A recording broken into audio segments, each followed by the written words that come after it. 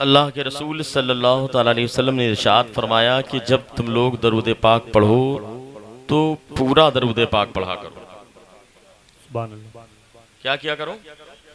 पूरा दरूद पाक पढ़ा करो, अधूरा ना पढ़ा करो। साहबा ने अर्ज किया, या रसूल अल्लाह, आखिर पूरा किस एतबार से पढ़ा जाए और अधूरा क्या होता है? अल्लाह के रसूल सल्लल्लाहु ताला अलैहि वसल्लम ने इरशाद फरमाया, अल्लाहुम्मा सल्ली अला मुहम्मद, ये अधूरा है। अल्लाहुम्मा सल्ली अला मुहम्मद व अला आले मुहम्मद, ये पूरा। यानी कि नबी और आले नबी पर दरूद पाक पढ़ा जाए जी, तब जाकर के दरूद पाक पूरा होगा। और हमें तो बरेली के इमाम ने ही सिखाया है, हमारे बुजुर्गों की तालीमात यही है, जब तक हम नमाज में भी नबी और साथ में उनकी तबईयत में आले नबी पर दरूद पाक ना पढ़े, हमारी नमाज भी मुकम्मल नहीं होगी। बेशक, वाह वाह वाह। इसलिए आगे से लेकर पीछे तक पूरा मजमा मिलकर के अकीदत और मोहब्बत के साथ एक मर्तबा नबी और आले नबी पर बावाज़ बुलंद अल्लाहुम्मा सल्ली अला सय्यदना व नबीना व हबीबना मौलाना मुहम्मद व बारिक व सल्लिम सल्लु अलैहि सलातु व सलाम अलैका या रसूल अल्लाह सल्लल्लाहु तआला अलैहि वसल्लम। और दरूद पाक जब आप पढ़ेंगे तो इसका फायदा भी होता है। कसम खुदा की, अगर कोई मोहब्बत व अकीदत के साथ दरूद पाक पढ़ता है, प्यारे आका पर दरूद पाक को अपना वजीफा बना लेता है, अल्लाह उसके उम्र में बरकत अता फरमाता है। सुभान अल्लाह, सुभान अल्लाह। अल्लाह उसके रोजगार में बरकत अता फरमाता है, अल्लाह उसके खेत खलियान में बरकत अता फरमाता है, अल्लाह उसकी औलाद में बरकत अता फरमाता है। बल्कि हम तो इस अकीदे के मानने वाले हैं, अगर कोई बंदा सच्ची नियत के साथ, सच्चे अकीदे के साथ नबी और आले नबी पर दरूद पाक पढ़े और पढ़ने के बाद पानी पर दम करे और दम करने के बाद किसी बीमार को पिला दे, तो अल्लाह उस बीमार को शिफा अता फरमा देता है। वाह वाह वाह वाह, सुभान अल्लाह। इसी अकीदे के मानने वाले हैं, हर दर्द की दवा है सल्ले अला मुहम्मद, तावीज़े हर बला है सल्ले अला मुहम्मद। सुभान अल्लाह। हमारा तो सारा काम दरूद पाक की बरकत से बन जाता है। बनता है कि नहीं बनता? और हज़रात गिरामी, जिसका जश्न मनाने के लिए, जिनका जिक्र करने के लिए, जिनको याद करने के लिए हम यहाँ पर इकट्ठा हुए हैं, जिक्र शुहदाए करबला। अल्हम्दुलिल्लाह, करबला वाले कल भी जिंदा थे, आज भी जिंदा हैं, कयामत तक जिंदा रहेंगे। क्यों? इसलिए कि हर इब्तिदा से पहले, हर इंतहा के बाद ज़ाते नबी बुलंद है। ज़ाते खुदा के बाद दुनिया में एहतराम के काबिल है जितने लोग, मैं सबको मानता हूँ मगर मुस्तफा के। वाह वाह वाह वाह वाह, नारे तकबीर, नारे रिसालत, मैं सबको मानता हूँ मगर मुस्तफा के बाद।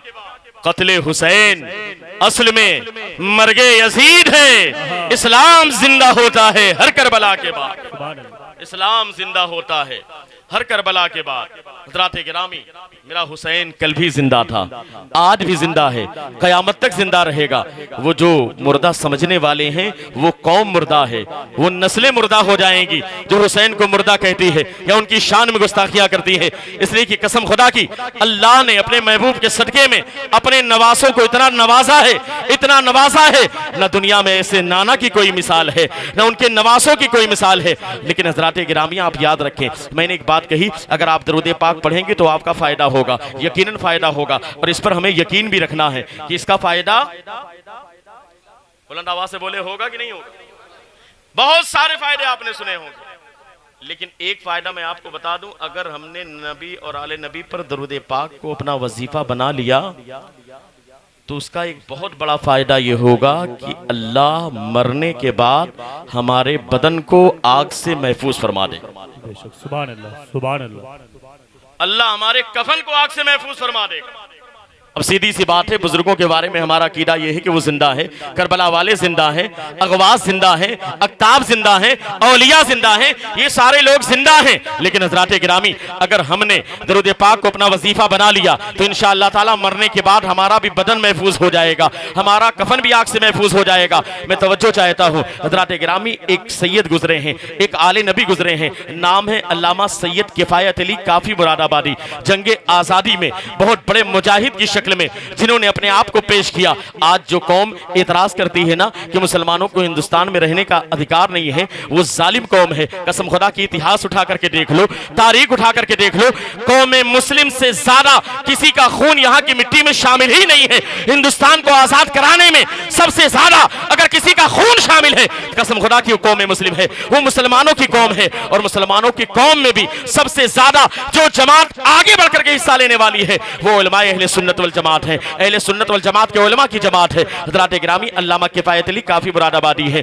मुरादाबाद की सरजमीन पर अंग्रेजों ने उन्हें पकड़ा, पकड़ने के बाद उन्हें फांसी के फंदे के करीब किया, लेकिन हज़रात गिरामी वो आशिक रसूल थे, वो ऐसे मुजाहिद आज़ादी थे, फांसी के फंदे पर खड़े हुए अंग्रेजों ने, जालिमों ने पूछा जरा बताइए तो सही आपकी कोई आखिरी ख्वाहिश है? जब किसी को फांसी के फंदे पर चढ़ाया जाता है तो आज भी उससे पूछा जाता है कि तुम्हारी आखिरी ख्वाहिश क्या है। हज़रात गिरामी अल्लामा सैयद का किफायत अली काफी मुरादाबादी है, फांसी के फंदे पर जालिमों ने चढ़ाया और चढ़ाने से पहले पूछा आपकी आखिरी ख्वाहिश क्या है। हज़रात गिरामी तवज्जो के साथ सुनना, वो सच्चा आशिक रसूल था, वो ऐसा मुजाहिद आज़ादी आशिक रसूल था, जब बाकायदा मौत निगाहों के सामने है, फांसी का फंदा निगाहों के सामने है। हज़रात गिरामी मौत निगाहों के सामने हो तो दिमाग इंसान का काम नहीं करता, लोगों का दिमाग काम नहीं करता, लोगों की बातें ज़बान से सही नहीं निकलती, ना जाने कैसी कैसी फिक्रें आने लगती है। लेकिन कुर्बान जाओ आशिक रसूल थे, कुर्बान जाओ मुजाहिद आज़ादी थे, कुर्बान जाओ वो मुजाहिद इस्लाम थे।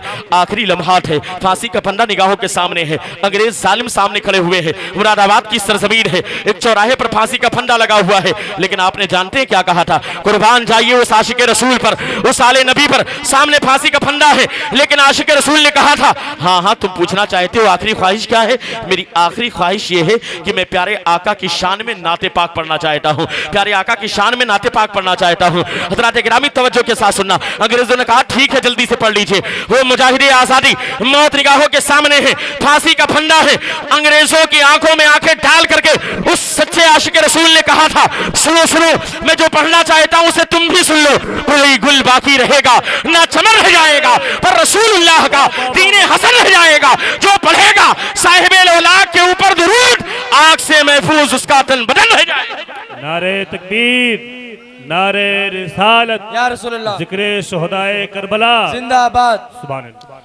जो पढ़ेगा साहिबे औलाद के ऊपर दुरूद, आग से महफूज उसका तन बदन रह जाएगा। पता क्या चला? अगर हमने भी अपना वजीफा बना लिया, दरूद पाक को अपना वजीफा बना लिया, तो इंशाअल्लाह ताला उसकी बरकत से अल्लाह हमारे बदन को आग से महफूज फरमा देगा, अल्लाह हमारे कफन को आग से महफूज फरमा देगा। तो आज बीरापुर की सरजमीन पर आप ये इरादा करें कि हम इंशाअल्लाह ताला दरूद पाक की कसरत करेंगे, इसलिए कि सीधी सी बात है हज़रात गिरामी, दरूद पाक ये प्यारे आका से मोहब्बत की निशानी है, और मोहब्बत मोहम्मद की मोहब्बत दीन हक की शर्त अव्वल है। इसी में हो अगर तो सब कुछ नामुकम्मल है। हज़रात गिरामी न जाने कैसे कैसे लोग जाहिल हैं जो प्यारे आका की शान में गुस्ताखियां करते हैं, बुजुर्गान दीन की शान में गुस्ताखियां करते हैं। लेकिन हज़रात गिरामी मैं एक बात सुना दूं, उसके बाद इंशाअल्लाह ज़िक्र शुहदाए करबला के ताल्लुक से कुछ वाक़यात में बयान करूंगा।